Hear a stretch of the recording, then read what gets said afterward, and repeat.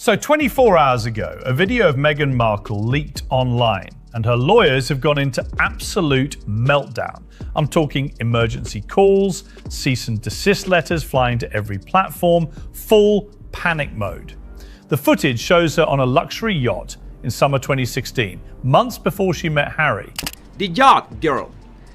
The Yacht Girl storyline. The Yacht Girl storyline. This is quite hot. Meghan Markle as previously having been a quote yacht girl, there have been more revelations going viral from the past. Why do you think Meghan Markle hasn't sued anyone in regard to her yacht girl and porn videos exposés? You need to know who you're going to sue before you decide you're going to sue someone. Wasn't there some speculation that she was on Epstein's yacht at one point in time? There was like photos with her and Prince Andrew way back in the day when she was like in her early 20s. 24 hours. That's all it took. One clip surfaces online, and suddenly a legal machine worth millions kicks into overdrive. Emergency calls, cease and desist letters firing across X, TikTok, Reddit. Takedown demands hitting platform after platform simultaneously. Full damage control.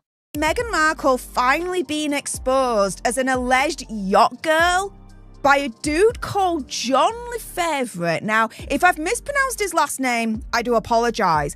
But here's the post on X that's reignited the rumours of Megsy allegedly being a yacht girl back in the day, okay? The kind of response you only launch when something genuinely terrifies you.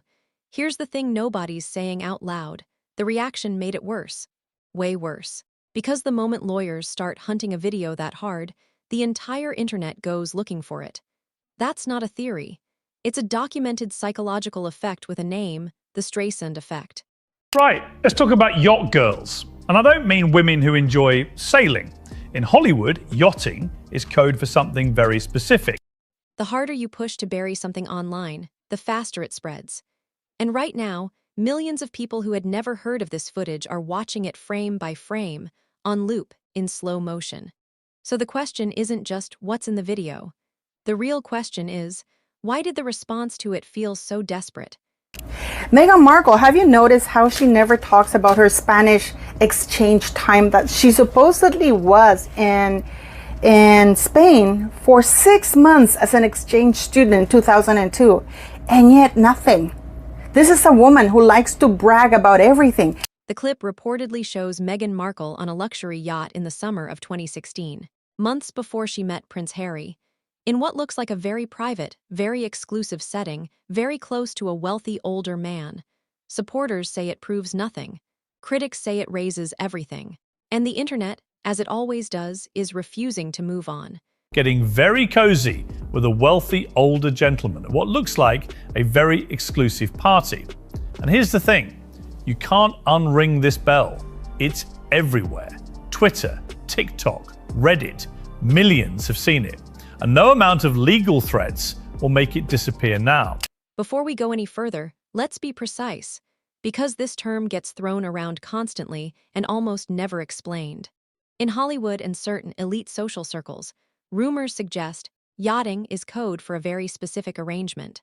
According to online gossip threads and a handful of entertainment insiders, it allegedly refers to attractive rising entertainers, models, actresses. Now, I would say Megsy is allegedly a yacht girl. There are rumours that she was a yacht girl in the past, not proven. Do your own research, come to your own conclusions. I've got to be very, very clear on that, right, guys? As you can appreciate, he's coming out and just saying it, that she is one. He then says she's one missed DM. Influencers, who reportedly attend ultra-private parties, hosted by extremely wealthy men on luxury yachts across Monaco, Dubai, the south of France. Reports suggest appearance fees allegedly range anywhere from $20,000 to $100,000 just to attend. No confirmed financial records.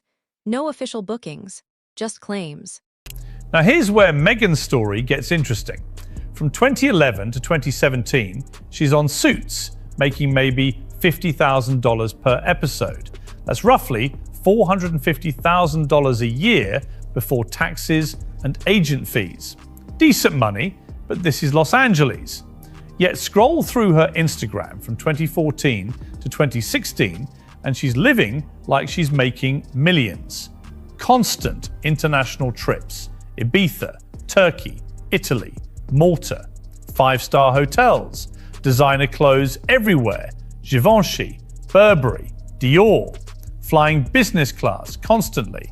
The math doesn't work. But those claims have circulated in entertainment gossip circles for years, and they keep attaching themselves to very specific names. Meghan Markle's name has been one of them. Online threads allege her rumored involvement goes back to at least 2014. Some voices online push it further, claiming as far back as 2001. None of this is proven. But here's what makes it stick. The alleged timeline lines up with a financial gap in her public story that nobody has been able to fully explain. And that gap is what critics keep coming back to. From 2011 to 2017, Meghan Markle starred in Suits. Reports consistently placed her salary at roughly $50,000 per episode. That works out to approximately $450,000 a year, before taxes, before agent fees, before the cost of living in Los Angeles. Decent money by most standards. Genuinely impressive by normal standards. But here's where it gets uncomfortable. Scroll through her Instagram from 2014 to 2016 and something doesn't fit. Constant international travel.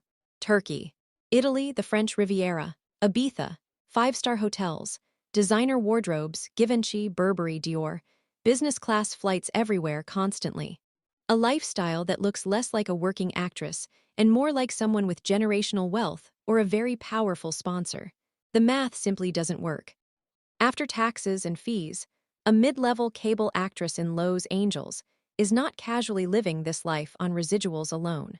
Fans have offered explanations, brand partnerships, gifted items, wealthy friends who covered costs. Maybe, critics say prove it. Because despite years of online scrutiny, nobody has produced a single verified brand deal from that specific period that accounts for the scale of what was being displayed. And that silence, that gap, is precisely where the rumors live. If you want to understand how Meghan Markle went from a mid-tier cable actress in Toronto to the woman who married into the British royal family, there is one building, one private members club, and one man you need to understand first. Soho House is not your average networking spot. It's an exclusive global chain of private clubs where entertainment executives, tech billionaires, media power players, and carefully selected cultural figures mix behind closed doors. Membership is by invitation only, and the man who controlled those invitations, at least in the cities that mattered, was Marcus Anderson. He started as a waiter at Soho House London, worked his way to global membership director.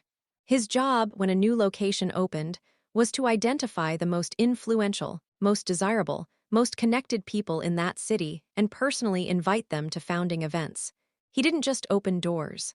He decided which doors existed. Online threads claim Meghan and Anderson met in Toronto, and insiders say what followed was years of travel together, events together, appearances together, photo after photo in the same rooms at the same elite gatherings. He reportedly introduced her to power circles she could not have accessed alone. And then, in July 2016, through what was publicly described as a mutual friend connected to Soho House, Meghan Markle met Prince Harry. Critics call that too convenient. Supporters say that's just how elite networks function. But here's the detail that nobody noticed at the time.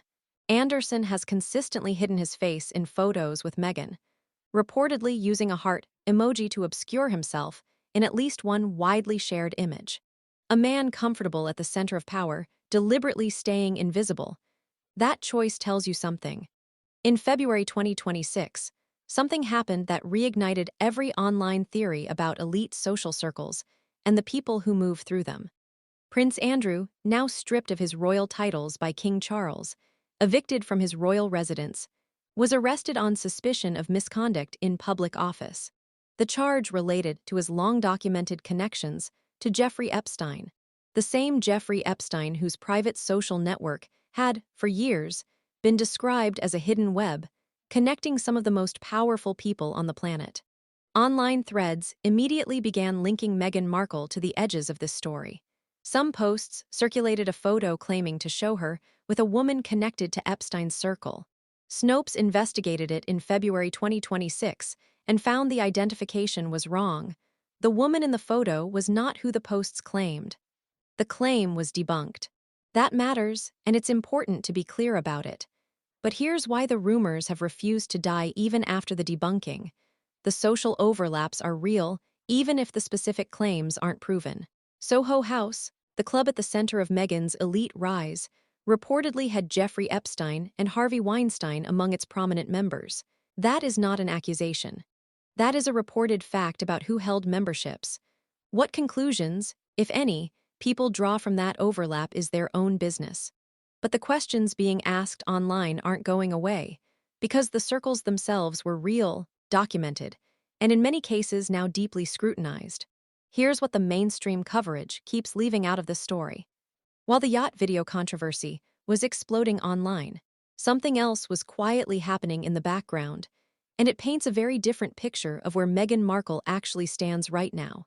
Her Netflix lifestyle show, With Love, Meghan, ranked 1,016th globally in viewership for the second half of 2025, over 60% below Season 1 numbers. Netflix did not renew the production deal. Instead, the Sussexes were quietly downgraded to a much smaller first-look arrangement, the streaming equivalent of being moved to a corner table. Her lifestyle brand, American Riviera Orchard, was abandoned entirely in late 2024 after a trademark failure. It was rebranded as Ever, a name that insiders reportedly received with visible indifference. Before that, Spotify dropped the Archetypes podcast deal after a single season. Reports suggest the platform paid tens of millions for content that failed to build a sustainable audience. Netflix insiders, according to some reports, privately referred to her Christmas special as the closing credits of her entertainment chapter. That phrase has since spread widely. And here is why all of this matters in the context of the video controversy. When a public image is built on a specific story, the self-made, authentic, values-driven narrative, and that story starts showing cracks from multiple directions simultaneously, everything becomes scrutinized differently. The video didn't happen in a vacuum. It landed at the exact moment the rest of the brand was already under pressure. Step back from the noise for a moment. Because there are actually two separate conversations happening simultaneously online right now, and they keep getting collapsed into one. The first conversation is about the video, what it shows, what it doesn't show, what it proves, what it doesn't. Critics say it confirms a narrative they always believed. Supporters say it's being deliberately misread. Both sides are loud, neither has the full picture, and the legal team's aggressive response has made it impossible to simply assess the footage calmly. The second conversation is bigger and stranger. It's about the gap between the story someone tells about themselves and the fuller, messier, more complicated truth that tends to surface over time. Critics argue that Meghan's entire public narrative, the self-made actress, the humanitarian, the authentic outsider who disrupted a broken institution, was always a carefully constructed image. That the wealth she displayed before Harry had unexplained sources. That the connections she used to climb were more strategic than she has ever publicly acknowledged. Supporters fire back that ambition and networking are not crimes.